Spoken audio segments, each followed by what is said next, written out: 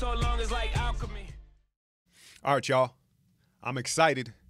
Dat NBA Life Episode 1. I'm going to bring this to you weekly, and it's really a podcast. Now, it's a VOD. I want to provide video, and YouTube is my main platform, but you can also listen to this audibly. Some things may not translate, but cut your boy a break until I get my feet wet with this.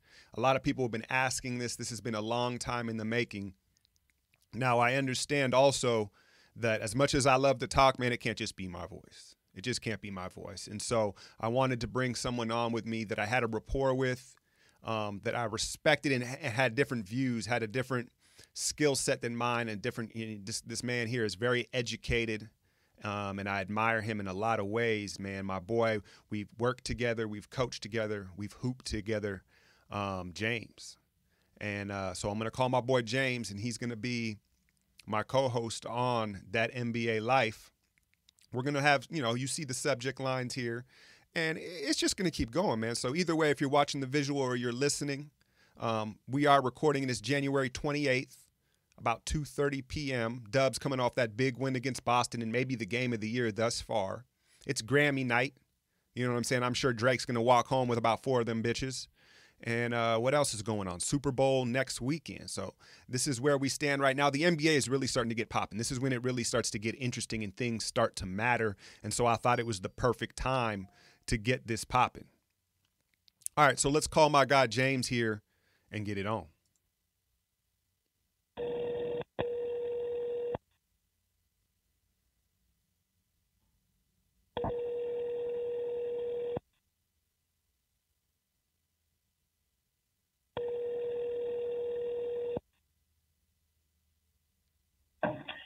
Hey, what's going on? What up? What up? I thought you was going to leave me hanging, man. I thought you was going to leave me hanging. No, never that. Just had to make sure that everything was plugged in. All right, yeah, we should be good to go. And remember that we can there's editing as well, especially with no visual. It should be way easier to edit, man. So I did a little precursor to the introduction of Dat NBA Life.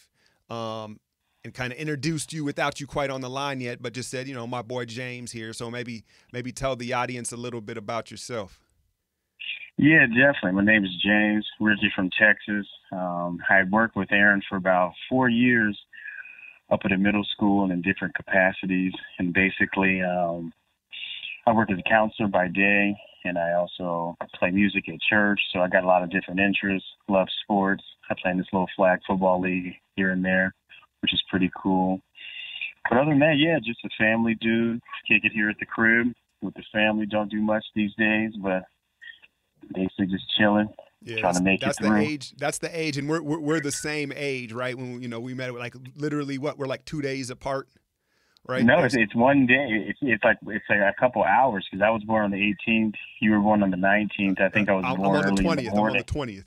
So, okay. Yeah, all right, yeah. But yeah, basically a couple days apart, man, and that's the age, it creeping into the mid-30s where it's just a different lifestyle, man. And I think sports becomes more important. You hear these young guys and just people. Everybody has different interests, but people are like, "How could you care so much about sports?" Well, when you become a family man and you get into your mid-30s, right? It's not about you're not excited about going out on Saturday night. You're excited about the game.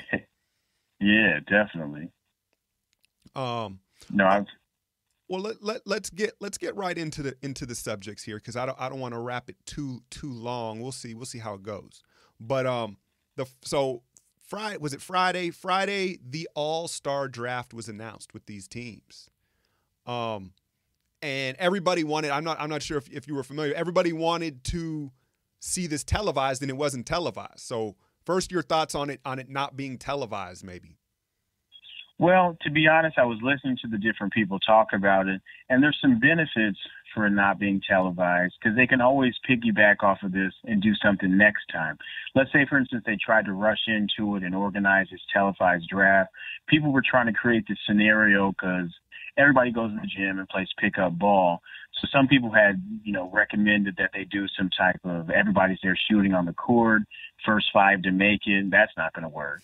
Or just some picking teams. You get to see who didn't get picked, their reactions and this and that. So I personally think that had they tried to do it televised, it might have been kind of corny, and it might have missed the mark. And I think maybe somebody in the PR team maybe highlighted that, because it sounds like a good idea in theory. But if they could do it and it was fresh, that would be smooth. But it's no different than some people sitting at a table. Yeah, I want this dude. I want this dude. I want this dude.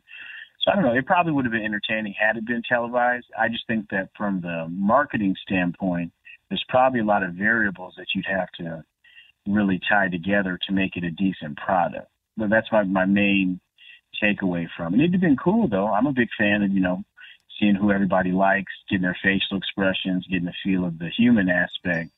But sometimes if they just set it up, it's easier. I don't know.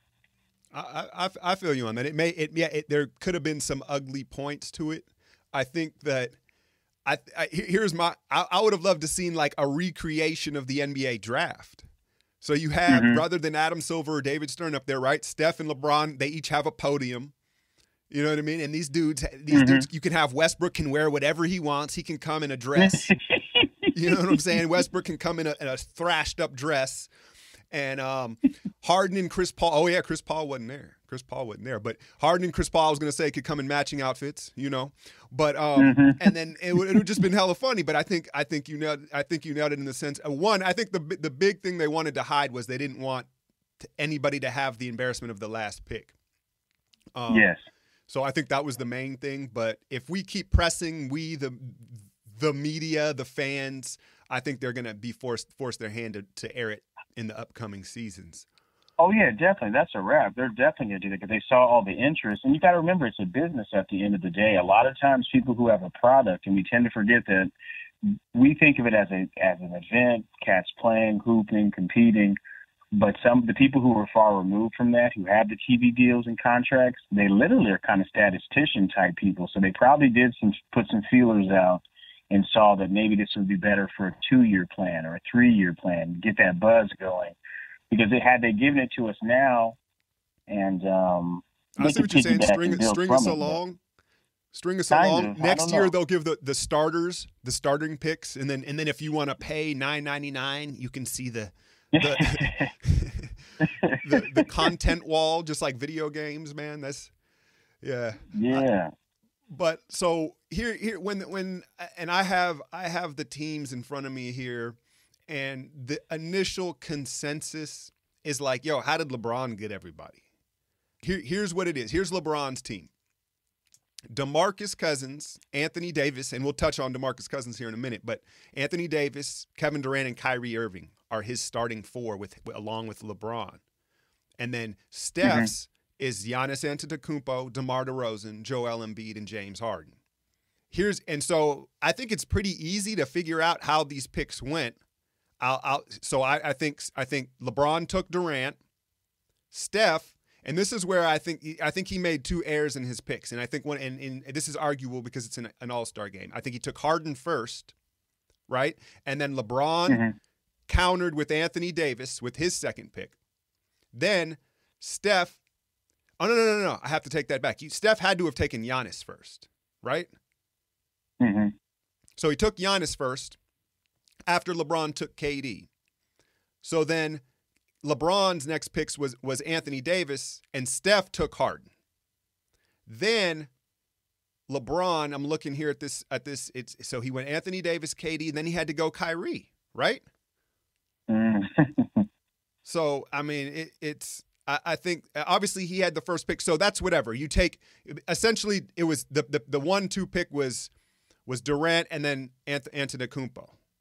But I think, Steph taking Harden second might have been a questionable call. But here's where it gets weird is in the subs. So the reserves, Steph got the first pick. After the starting fives were picked, Steph got the first pick with the reserves. And this is where I think it's pretty obvious that he either took Klay or Draymond first. Because if you look at the benches, this is where the East, or I should say Team LeBron, just seems to be stronger. And I think Steph took Klay and Draymond too early in his reserve picks, and that's how the teams are kind of skewed.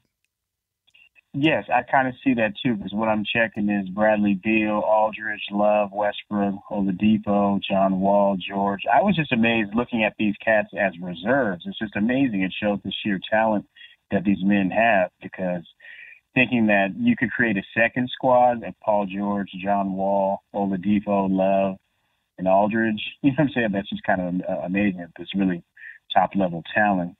So, yeah, and the reserves list, it seems like, does one team have more cast than the other? Well, no, I just think so. You're looking at Westbrook, Wall, right, and then Porzingis. I guess maybe part of it for me is there's more exciting players on LeBron's team, more guys that fit into the All-Star game. Wall, Westbrook, Porzingis for a big is a flashy, stylish player. Anthony Davis can get up and down.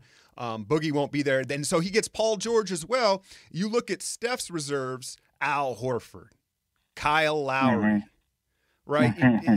He got both the Raptors, he got both the Timberwolves, and I love Jimmy Buckets. Jimmy Butler, he's going to get you wins, and I don't like him personally. I don't like his character, but I like him as a player. And so I'm not saying they're not winning players, but as far as like the fun guys, they're all on LeBron's team. Yes. That's something that I notice as well, too. But it's going to be interesting, man. What day is it popping up?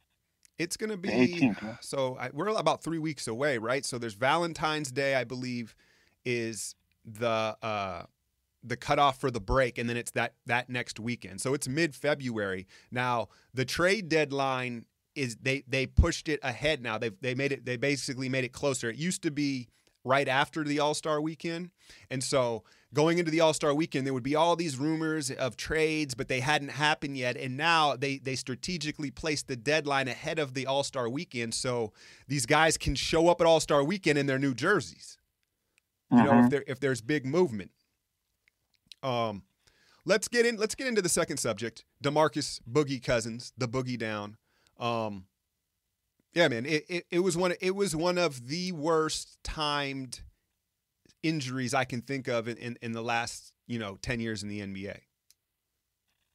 Yes, from what I can see, he was shooting some free throws, correct? And he just basically went to go rebound, and something didn't go right?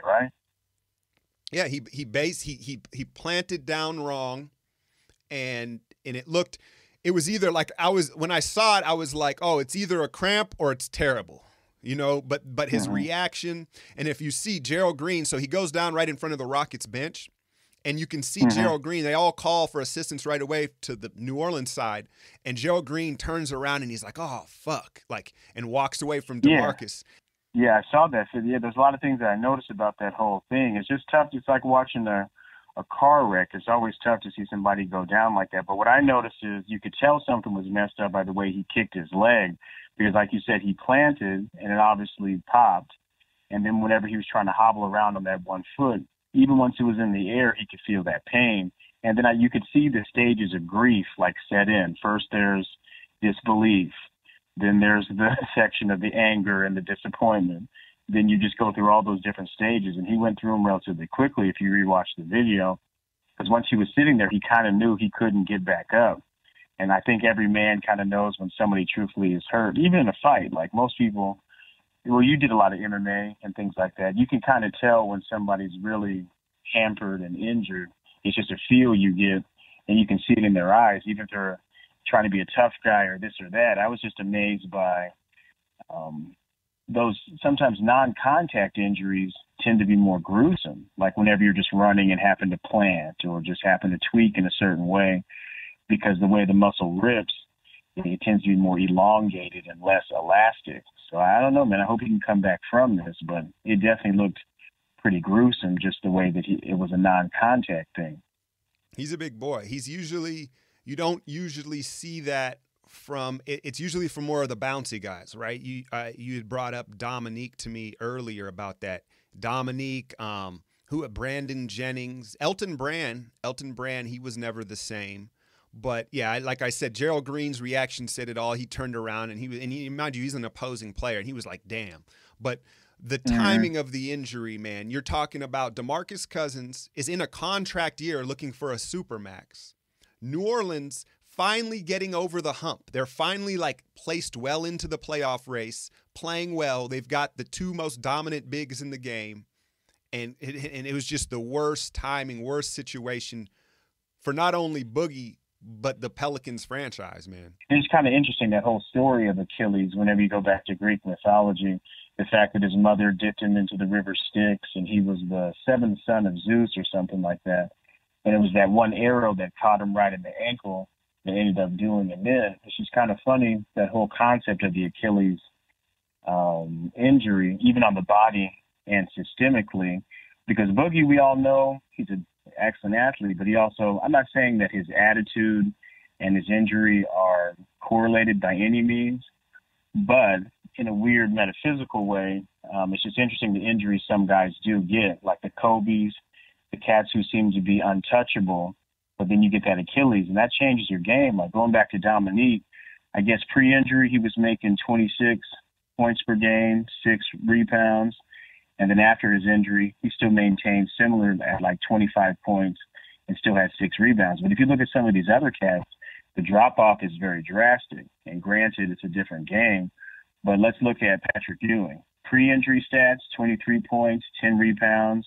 Post-injury stats, 9 points, 7 rebounds. So, I mean, that's just one example of many, but I'm just hoping that a couple things. Boogie can maybe check his attitude a little bit through this challenging time and maybe come back stronger in some way mentally and physically, and that he can just kind of go through all the rehab and maintain the same skill set, because he's a historic player. People sleep on that, but what he's done, I wonder why he doesn't get more pub.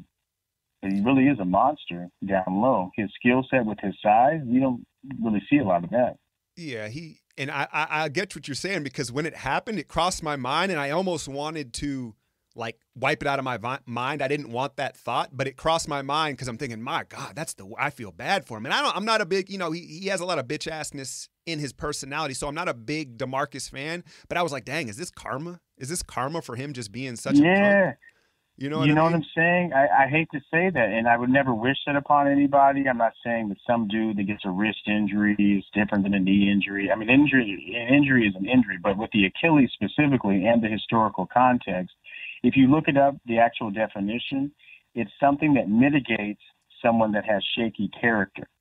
So it's kind of weird. Like the Achilles heel concept is someone who's big, brash, tough, seems that you can't phase them, always on top, tough guy, this, that, and the other. But they have this one small area that they leave uncovered and don't address, and it's that very area that takes them down. And if you look at his play throughout the years, maybe the reason I like Boogie is because my style is kind of similar to his from a mentality standpoint. Granted, he's much more skilled than me, but he's down to knuckle up. He's down to talk some stuff. He's down to just look mean. And sometimes that is unnecessary. It's a character defect, to be quite honest. I think it's something in someone's character once they compete. That's why I think at our age, like you're talking about, it's so important to us sports, because it's a function of character as well, not just skill and athletics. But even if you look back to the Greeks too, athletics were for the smart man, the enlightened man, and the one who was forward thinking and, kind of surpassing his surroundings. So with that being stated, Boogie has worked on a lot of physical aspects, but I think hopefully this can help him improve his character as well in some ways. Because you're right, that karma thing, he's been a bully. He's talked a lot of stuff. He's probably tried to trip people or whatever by teeth. So I don't know. No, I hear you. And a little background, and you said that you see a little Boogie in yourself. A little background. So James and I, we coached flag football together, and we ran like a sports program at a school. And this guy would light kids up. And mind you, this wasn't contact. I'm not saying he would not.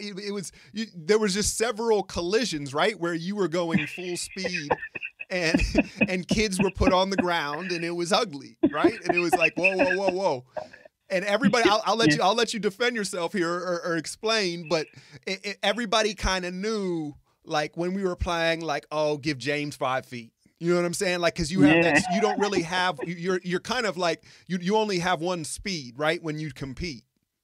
Yeah, it's a true statement. Very true statement. So, yeah, he's correct. And I've had to learn from my homie that sometimes you have to kind of feel out your opponent first, not give everything within the first 10 minutes, and basically just chill and make it work. But yeah, I mean, I think it's hardwired. Sometimes your environment or the reason why you play. Some people play because they have the skill.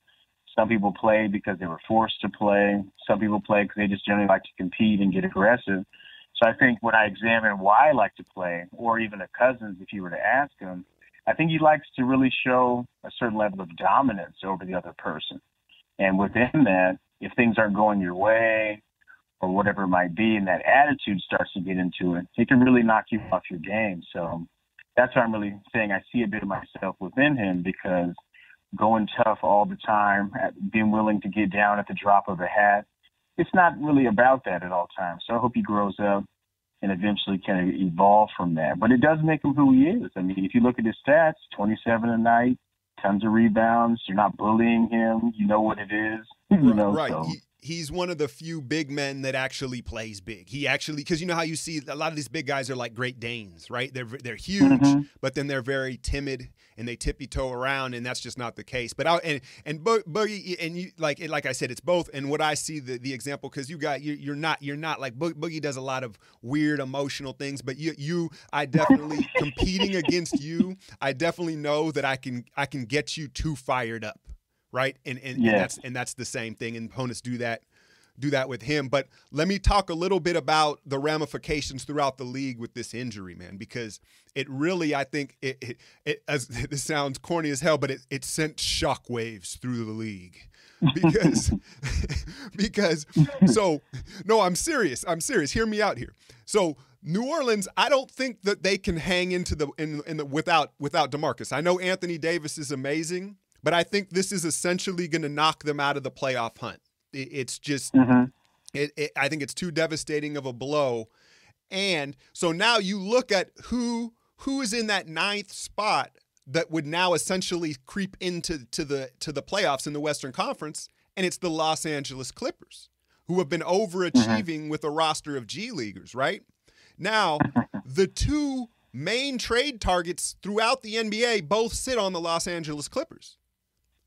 Lou Williams and DeAndre Jordan, and Ballmer and Doc Rivers, they were sitting they're sitting on the fence, right? They were like, well, we're almost in the playoffs, but we should probably move these assets while we can. And now all of a sudden, I think they're going to start to believe that they can make the playoffs now. And so how does that affect the rest of the league? Well, Cleveland is attached to both Lou Williams and DeAndre Jordan. Basically, all these Eastern Conference teams, because Cleveland has shown so much vulnerability this season, all these Eastern Conference teams think that they can come out of the East. So Milwaukee wants DeAndre Jordan. I've heard whispers of Washington looking at both of those players. And so if you take those two guys all of a sudden off the trade market, I mean, that's where this injury really impacts, kind of the whole league, man, and what may how this season may play out. Okay. It'd be nice. It's about time for them to do something, even if it's at the cost of an injury or something shaking the league. It is just from a timing standpoint. I'd like to see them have more success. It always comes down. Their injuries always impact. Let's get into our next subject, and that's Kawhi. My title here, Kawhi Get Out. Kawhi kind of reminds me of the brother in Get Out. Like he's like Popovich is stirring a little teaspoon, and he's like, Kawhi, you will say nothing. he just kind of reminds me of the Get Out brother, man. And yeah, and everybody says you need a homie like the other dude in Get Out that actually helped him to get out. So hopefully you can be that dude for him. Because as we all know, had nobody helped him, they'd have been stuck just like everybody else. So yeah, I'm hoping that was my favorite character in that movie too. Was the homie? You're right. Oh, was like, what? I told you this yeah. way, bro. Yeah, right. So you need that. But no, you're right. I mean, Kawhi definitely. Maybe we find out something different about him if that does take place. Because you're right, personality is not what you think of. Whenever I think of the Spurs, I think of like plain corn tortillas. They're good, but they're not really that good by themselves. from not from a performance standpoint, from a taste and flavor standpoint. They'll sustain you, but it's not anything that you really want to eat consistently. So they definitely are very, very boring to me. So I'm hoping that if Kawhi does leave, we get to see a little bit more of his personality and this and that. And Jalen was kind of talking, I didn't see it, but I guess he was in a Nipsey Hussle video. Nipsey Hussle is super hood. Like, I don't think I'm trying to be in a Nipsey Hussle video. It's just kind of crazy. But I know Kawhi loves hip-hop. Whenever they do an interview him, he has a great love for it.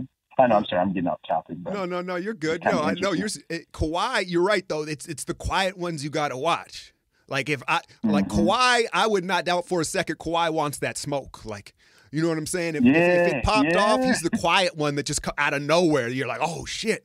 But let's get a little into the details of this, and I did a little bit of research. So here's what went down. We all know about what happened in the playoffs last year, and let's keep it 100. The Warriors absolutely benefited from the ZA move, and it was crazy. So that's well documented. This has nothing to do with a sprained ankle. So let's throw that out the window. In the beginning of the preseason, they held Kawhi out, and basically what they said was he has tendinitis in his quad. Okay, and he sat out. Mind you, Tony Parker tore his quad. And you're like, okay, he's just out the preseason, and everybody's like, the Spurs are being the Spurs, and they're just kind of they're just saving him. You know, they don't want him to play 82. So time goes by. He comes back about a month ago, and he looks all right. I think he tweaks his shoulder or whatever, and then he gets back, he's fine. And then they pull him out again, and it's with the same tendinitis. But now it's not tendinitis, it's tendinosis. I don't know if I'm pronouncing that right, but it's just basically, and basically what that is it's a worse stage of tendinitis. Tendinitis is when it's inflamed, and basically there's little tears in the muscle fibers. Tendinosis is like when you didn't let it heal, and you keep sustaining little tears, and then the collagen breaks down in your muscles and thickens your muscles, and basically it's a lot more of a problem. And so here's where the supposed beef is. The Spurs training staff basically told Kawhi, you've got tendinitis, bro. Take the preseason off. But when Kawhi, and now I'm getting, this is my hypothesis on the subject. Kawhi doesn't say shit, right? Kawhi, he's not saying anything. All they're saying is Kawhi got a second opinion from his own doctors. And so what I'm guessing is his doctors were like, no, you got tendinosis. It's way past tendinitis. Your shit's fucked up. And so that's where I think this alleged split of like Kawhi is, it appears Kawhi may be upset with the Spurs staff and how they handled this quad. Makes sense. You feel that they kind of subdued some evidence, tried to tell him one thing, but that's interesting. I would kind of go to the other side of that. I would love to believe that medical teams would handle things appropriately. What, you just really felt that they needed them in there to win? No. I think it was just negligence. I think that it's. Okay. I think that that's what they thought it was, and it wasn't. And reading that's the first. If you look it up, the difference between, and it's also called like tendinopathy or something. There's various terms, medical terms, but it's tendinosis and tendinitis. And when you Google it, basically every report starts with, it's very easy to misdiagnose these two stages, right? Everybody thinks it's tendinitis, but it's really not. Like tennis elbow is way beyond tendinitis. It's tendinosis. And so, and again, Kawhi doesn't speak, so maybe that's not the case. But here's the deal with San Antonio. They can offer him, he has an option past this next season, but this summer, they can offer him a $215 million Supermax deal. Dang. And I mean, I don't know how I guess because San Antonio doesn't exactly attract free agents, I think they kind of have to offer it to him. But I think he also wants to be on a squad that has a supporting cast that can really be beneficial. I know they've got some players there, but it appears that some of the older cast has moved on, and they're definitely rebuilding and doing the best with what they have. And 215, I mean, that sounds excellent. But I mean, I'd probably go for the money, but Kawhi probably also, if they pay him $215, can they then get supporting people? Because, I mean, I don't care who you are. We've seen it time and time again. The days of one man taking people to championships is over with. So, I mean, I think he'd need some people around him. And I know they spent some bread to get some other people. But if they do that and he does take that Supermax, is he going to have the supporting cast to highlight his skills even more so? And especially if he does have that hampering injury that he's dealing with, you never know how that affects your minutes, how your gameplay. So I don't know. I just wonder if sometimes people think for the long term about, well, yeah, I understand that you want to give me this money, but, you know, how are we fixing to win? Who else is going to come? Like, Right. We haven't been able to attract these other people. Like I was hearing somebody saying when LeBron was leaving or people were leaving, there was top markets, you know, New York possibly, or, you know, Houston, which I don't consider a big market, but it may be, or LA. Very rarely are you hearing somebody like, yeah, I'm trying to go to the Spurs or I'm trying to go to something like that. Right. So That's why I feel like they have no choice in the matter. They've got to give him the 215. Now, this quad, like it's problematic because from what I understand, and I don't want to pretend to be like a trainer or a doctor, but it's like once it's damaged to this point, it could be something that just bothers him forever. Because he is, and being the athlete he is, that's the difference. This injury may not bother someone like DeMarcus Cousins, but Kawhi Leonard, the way he plays defense and the way he moves on the floor, to have a nagging quad, it's a risk San Antonio has to take. Now, Kawhi, I don't know if 200, this brother doesn't even keep clean cornrows. So yes, $215 million, I don't know if that appeals to him. You know what I'm saying? Like, don't get me wrong. Like, you know what I'm saying? I don't think he needs, how much has he already made? How much is Kawhi Leonard already worth is what I'm saying. Mm-hmm. And so I don't know if he's going to, you can look at it both ways. Like, I don't know if he's necessarily going to just chase the money and stay there. But then again, he already does have championships. So because he's so aloof and no one really knows him that well, it's like, what does he value moving forward in his career? Mm-hmm. Well, I got some stuff here. I'm not sure how accurate it is, but I guess he's making on average around, with endorsements and everything else, around 25 per year. According to 2017, but I'm not sure if that's accurate or not, but you know what I'm saying? You're right. I mean, I hated to say that because I don't know the man. I only get his public persona. But he just kind of reminds me of the one homie who all of his cousins were possibly in gangs, but he wasn't. But he still, like, knew the lifestyle. You know what I'm saying? You nailed it. Like, right. But he's hard-bodied. Like, there's no doubt. Like, I wouldn't want – I do not doubt his toughness, for sure. Yeah, you feel me? So, and you're right. Maybe he is a flashy dude in his own right and this and that, but I'm not sure. I have not got that sense from him that it would be all about the money, you know, especially with the way he's on the court, like piggybacking to the two personality types. Kawhi is kind of like the complete opposite, at least so we see from a public face standpoint, of a Boogie. You know what I'm saying? You've never seen Kawhi might ball up his fist or look a little angry or something, but you've never seen him talk trash. You've never seen him get anybody's face. He actually goes out of his way to keep that kind of stoic. Like, even if he doesn't bump into people, he actually moves around people. Yeah, you know what I'm saying? Like, he's a robot. He's a robot. And that's what I'm saying. Let's say he's pulling in 25 a year because he's not big with the endorsements, obviously. But, like, he's the type, he probably drives like a 92 Cutlass and has like a closet full of Chucks. You know what I'm saying? Like, I bet you he has like over 100 mil sitting in the bank. He doesn't strike me as the type of dude that's out there Floyd Mayweathering the money. But no, I'm with you. It'll be so. Let's transfer this into the next subject because I have. But before we go, he at least has like a 95 Blazer. Come on, he can't have a 90. He at least has a Blazer or like a Tahoe or something. He doesn't probably have the new Denali or nothing. Right, admit it. Like when he goes to the dealership, he's like, take all the chrome off that shit. Take all the chrome off. They're like, yeah, and we've got this. He's like, do you have it in cloth? They're like, Kawhi, you don't want the leather? Yeah, this was on the wood grain and all that old shit. Yeah, he wants the cloth.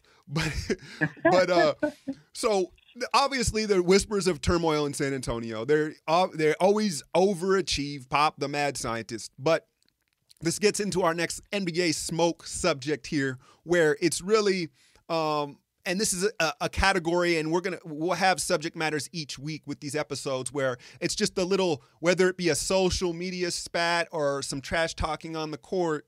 There were several this past week. The first one I want to talk about is John Wall and JJ Barea. Mm-hmm. And the Wall. So I didn't watch the game. I just saw them getting in each other's face. And then do you have the exact quote? Because I'm bad with these exact quotes of what Barea said about Wall. Yeah, for the most part, like I was talking about, so John Wall kept on calling him little man and this and that, and just like berating him, you're soft, you're whack, the standard stuff. And I kind of like it because it's an area I tend to go to, which is kind of ugly.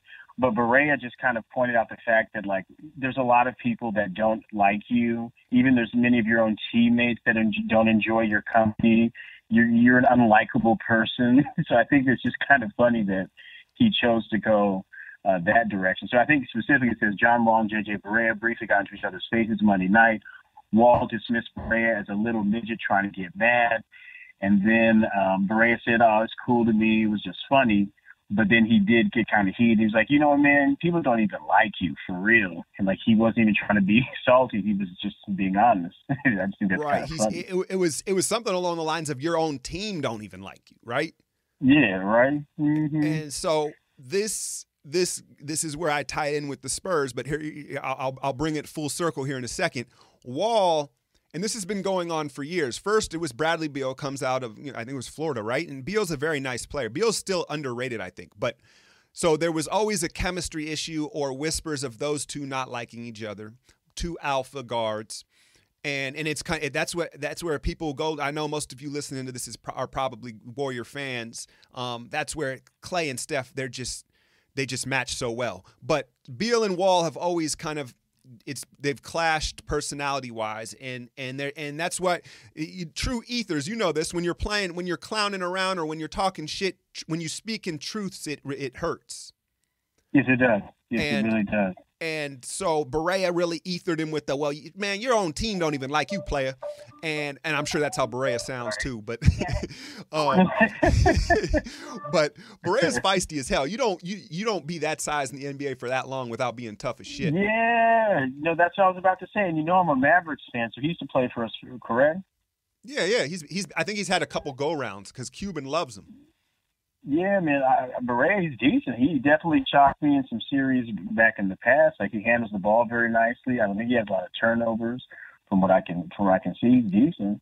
Yeah, he has unflackable confidence and toughness, and then he's very skilled, man. But so he tells Wall this, and then I'm looking up, what's going on with Washington underachieving. If every week, if you turn on ESPN, Stephen A. Smith's going hard at the Wizards. He's like, John Wall, I got to work on that impersonation. But, Stephen A. calls him out like weekly on how underachieving they are. And I look at their last, I'm just looking at their stat sheet for the last like month or so. And I come across the headline, Wall sits out with knee injury.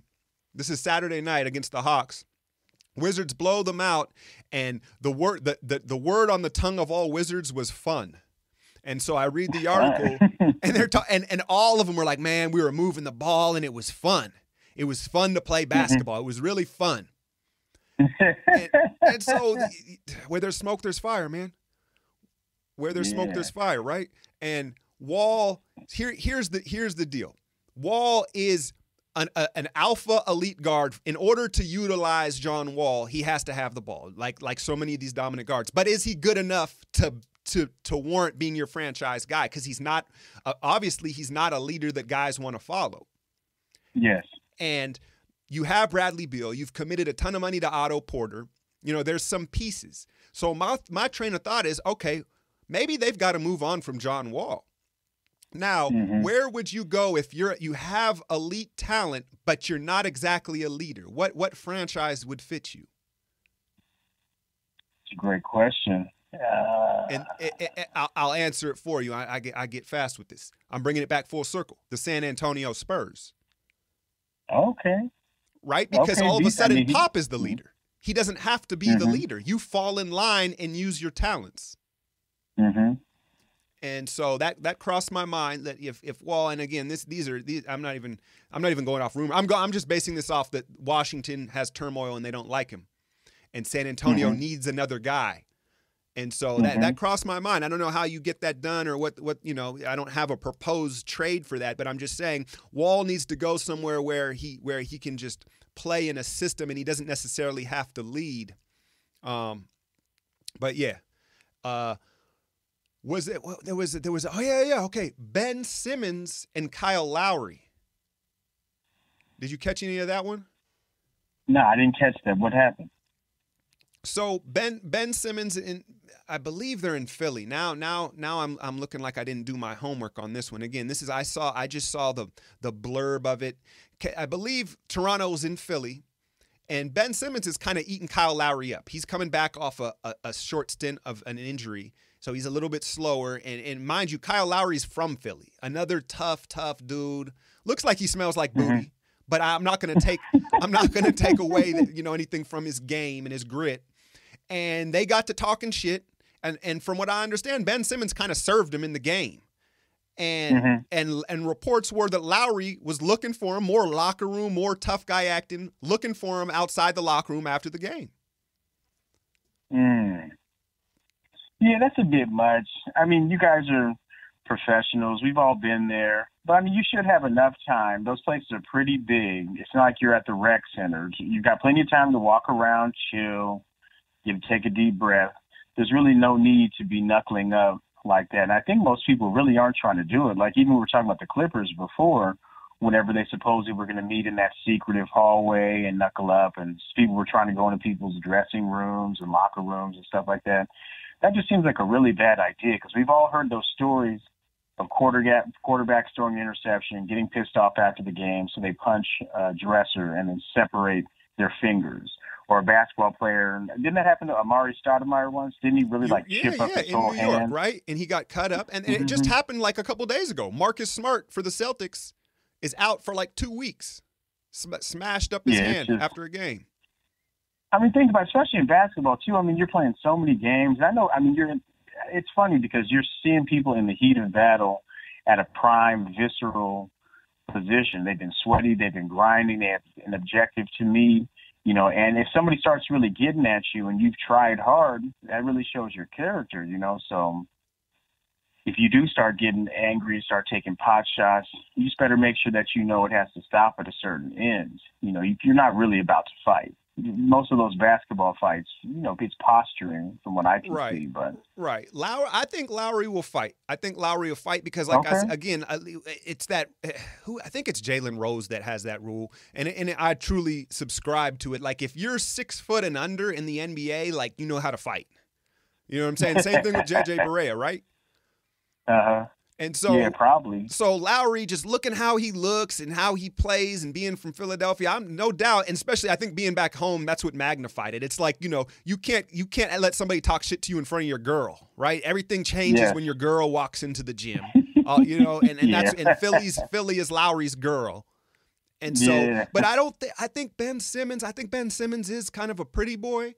But what I also I think you need to take into account is that he's from Australia.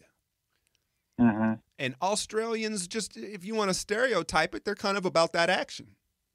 Some crocodile Dundee. They're criminally minded. Let's get into the history of Australia. No, but so and he's a big boy, much bigger. Lowry's got to be giving up 30 pounds, and I don't know. Anyway, it was never going to be nothing. But I think Lowry had to make a point. Lowry knew that nothing was going to come of it, but so he knew he had to kind of like make that statement of like, I was there, I was ready for the smoke. Yeah. But I think the NBA is definitely trying to move past that. You know what I'm saying? They're not about. I mean, you think about it from the hierarchical standpoint. You've got all these beefs popping off and this and that, but with the fines and the way that they're issued, you know if they're going to receive any type of fining or anything like that? I don't think they got fined. Really? I don't think they got fined. I think only Warriors get fined for game action like that. You know what I'm saying? But no, it was funny, and that's one thing I do enjoy. The '90s guys, Charles every week, and all these guys are always taking shots at this generation, and particularly their wardrobes. Man, my God.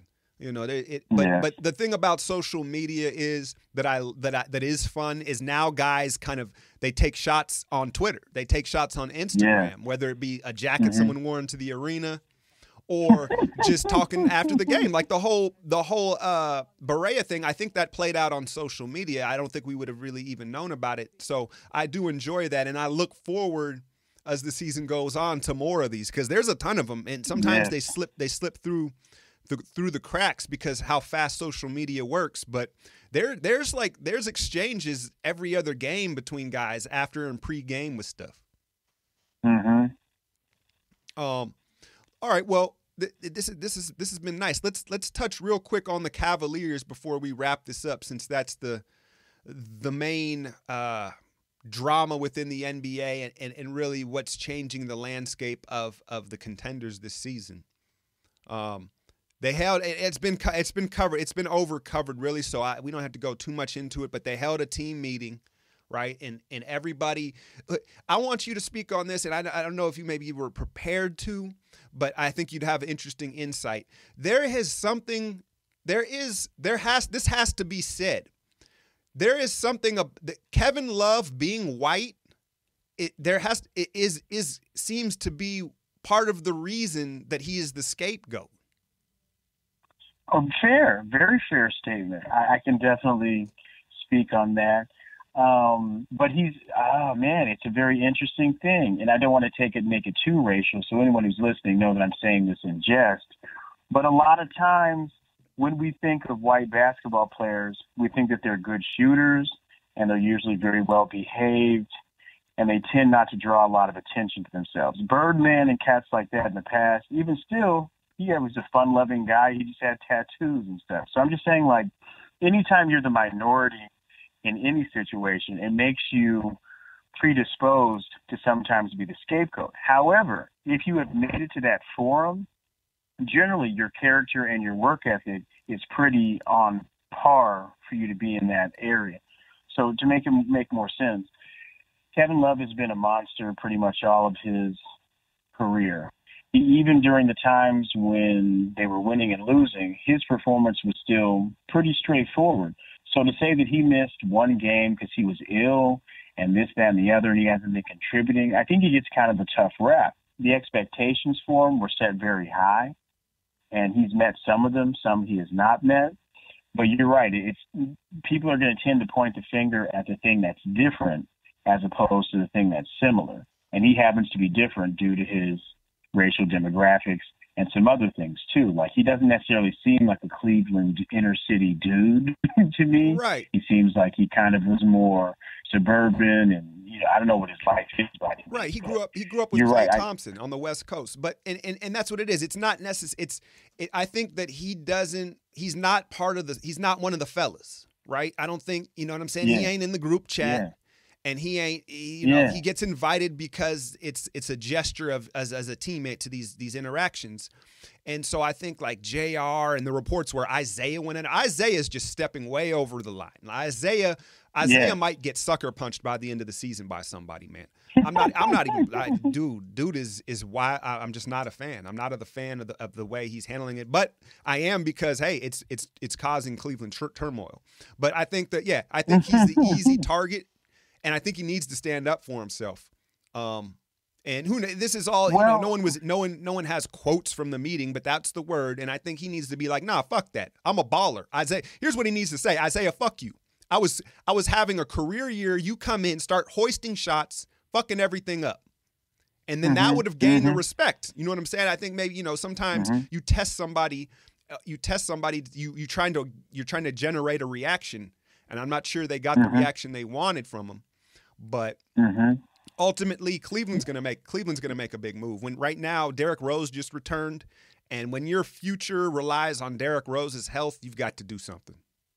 Yes, they do need to really revamp and reconfigure what's taking place. That roster is just, and even if we look at it, we've been questioning this roster for a while now. Like, even once they did have Kyrie and all these other people, and Tristan Thompson was contributing and everybody else was stepping up, it still hasn't been that cohesive. The only main point has been LeBron, and luckily he's been very consistent and excellent. I believe he made another milestone a couple weeks ago and congratulated himself, which I think is ultimately awesome. I think that type of stuff is hilarious. Arnold Schwarzenegger used to do that during Mr. Olympia just to get into the...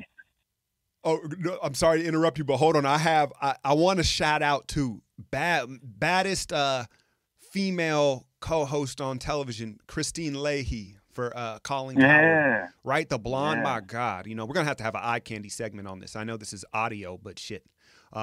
Moment of silence for Christine. No, but she brought up, I want to give her credit for this, man. I don't want to steal this. But she brought up something, and I was like, wow. So the morning of the day that LeBron congratulated himself, right? Kobe Bryant was nominated for, was it an Academy Award? For his that little cartoon, that self-talking thing where it's like Kobe when he was young and like kind of the it was basically along the lines of what LeBron did. It was like young Kobe talking to older Kobe type of thing. So that morning, he gets nominated for that. And she suggested, LeBron was like, oh, I got to hop on that train. You know what I'm saying? And I was like, wow, man. Yeah, that's interesting. I mean, that it kind of shows, it's funny, man. It's a natural thing about human behavior. I mean, it's way left field, but since we're in the whole unit of social media and stuff, Vanilla Ice, who we knew could dance back in the day, has now sent out some recent footage of him trying to do this new finger tutting and this and that. And granted, he's a dancer, but it just doesn't look right because it's not really, I mean, he learned it because he has the skills, but it just doesn't look smooth. So I'm just saying, like, everybody, once you've been in the spotlight, I don't care what it is, it's natural human pride to want to have that 1 second edge to the next person, especially once you've reached being elite. You know what I'm saying? So that's not that far-fetched that he would see Kobe's acting career, because I believe Kobe said he wanted to take a step away and build on his production and do some entertainment stuff, and he's been wildly successful with that. So, and I know LeBron also had similar hopes and dreams, and there's been some limited success. I think he had that movie, it was kind of corny and this and that. So along those lines, he probably did see somebody else's idea and maybe jockey within that. That's kind of interesting. Right. I thought that was an amazing theory, and I loved it. But so to wrap it up, and I'll let you give your closing thoughts on it. For me, Cleveland, I think the mistake is that LeBron, ultimately, you don't pair LeBron with another alpha star, and that's why ultimately it didn't work with Kyrie. What they need to do, and I don't have a solution to how they do it. The ship may have sailed with Paul George, but you don't need stars. You need a bunch of 3-and-D guys. Now Klay Thompson is like the ultimate player in this mold, and that's why when they knew Kyrie wanted out, the first team they called was Golden State. They were like, "Hey, Kyrie for Klay," and you know, Myers hung up the phone. But Klay is like the ideal guy, right? He doesn't dribble, he defends, and he just knocks down shots. And he's a star of that version. But that's what you need to surround LeBron with.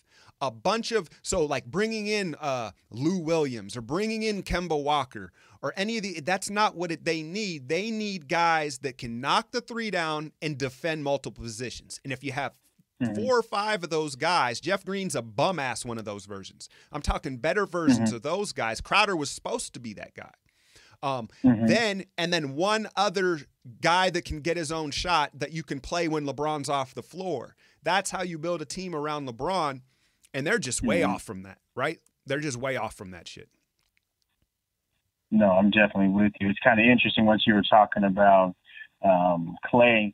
I don't know why I never made this comparison before. Obviously, he's a much better player. But you're right. Like, if you think about back in the day, Pippen was basically the prototype for kind of what you were looking for. Wasn't necessary. I mean, very talented and super athletic. I know they're different players, but Klay has some of those same characteristics in some way with his play, being that not second tier by any means, but just a solid dude day in and day out, playing defense, making points, just a great athlete on the court.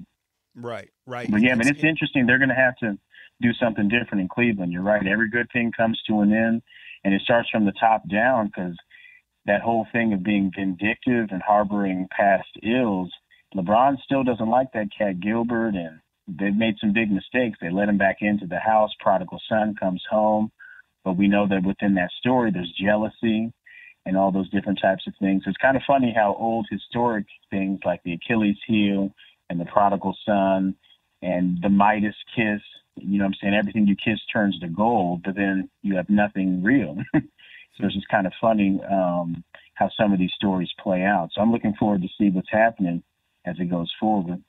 Right. Yeah. And his strength, he is, well, how do you put this? Maybe the most dominant, like on ball star we've ever seen. Now he doesn't take the shots, right? But I don't know what his usage rate is, but you know what I'm saying? And so his strength is his weakness. He's so great at doing everything. Therefore, other guys that do everything don't want to play with him. But, you know, so we'll see. We'll see. I expect fireworks. I expect fireworks at the trade deadline, man.